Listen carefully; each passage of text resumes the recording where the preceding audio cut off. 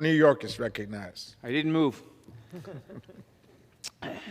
Mr. Speaker, the Anti-Defamation League reported after a study last year that 80% of racist violence was from white supremacists. 80%. Mr. Jordan should take heed of that.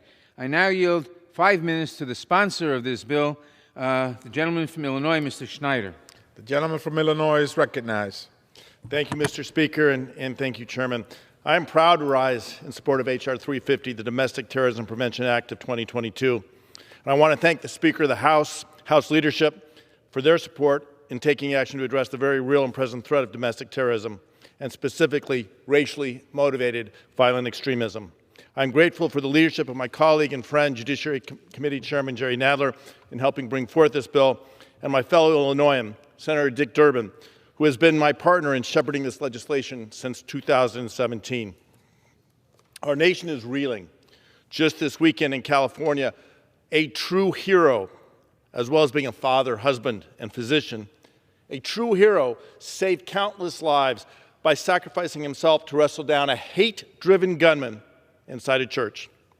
In Buffalo, 10 people were murdered by a deranged white supremacist whose hate was fueled by the racist, anti-Semitic Great Replacement conspiracy theory.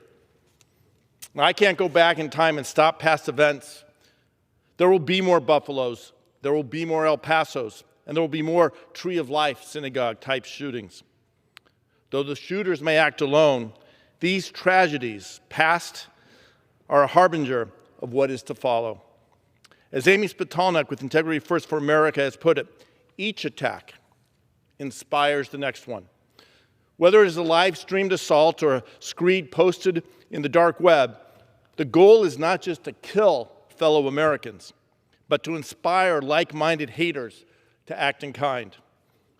We cannot sit idly by while domestic violence extremism spreads across our country.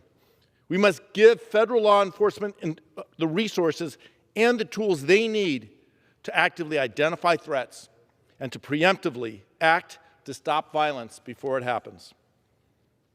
To my colleagues considering voting against this bill, especially those that supported this very same legislation in the last Congress, I ask them, if not this bill, then what? And if not now, then when?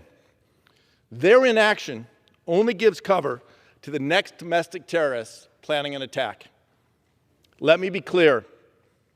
This legislation does not create any new statute or establish any new penalties. It doesn't threaten civil liberties. In fact, it further protects First Amendment rights. And it helps the FBI, DOJ, and DHS do their job. In testimony this February before the House Judiciary Committee on Crime, Terrorism, and Homeland Security, Seth Jones of CIS noted there were 73 terrorist plots and attacks in the U.S. just last year, spanning 18 states and the District of Columbia. He stated, government, military, and police locations and personnel were the most frequently targeted by domestic terrorist attacks, regardless of perpetrator orientation.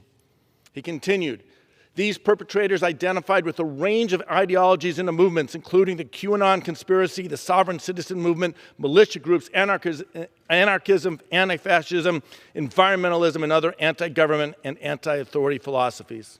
And he continued, in addition, white supremacists and other like-minded extremists have targeted individuals because of their racial, ethnic, religious, or political makeup, such as African Americans, immigrants, Muslims, and Jews.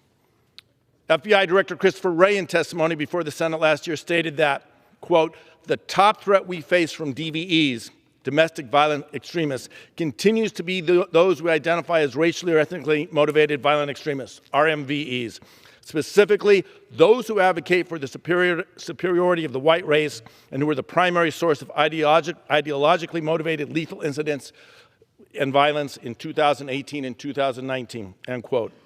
Mr. Speaker, the Domestic Terrorism Prevention Act we are voting on today is the right bill for this specific moment. The threat is real, it is growing, and if we don't act, more people praying in their houses of worship, children playing in their schoolyards, police officers serving in our communities will die. We must pass this bill because the American people deserve to feel secure in their schools, in their supermarkets, in their churches, synagogues, temples, and mosques. I urge my colleagues to support this bill, and I yield back the remainder of my time.